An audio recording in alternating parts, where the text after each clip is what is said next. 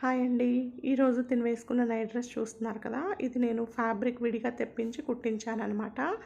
Fabric కూడా పెద్ద cost పడలేదు. 270 రూపీస్ పడింది. ఇదొచ్చేసి క్రేప్ అండి. చాలా అంటే చాలా సాఫ్ట్‌గా ఉంది. పిల్లలు వేసుకున్నా కూడా చాలా సాఫ్ట్‌గా, కంఫర్టబుల్‌గా ఫీల్ అవుతారు. మనకి ఫ్యాబ్రిక్ అనేది నేను 10 మీటర్స్ వరకు తెప్పించాను. 10 మీటర్స్‌కొచ్చేసి నాకిలా 3 అయినాయి. అంటే ఈళ్ళిద్దరికీ చెరొకటి కుట్టించాను. వేరే పాపకు ఒకటి తీసుకున్నారు.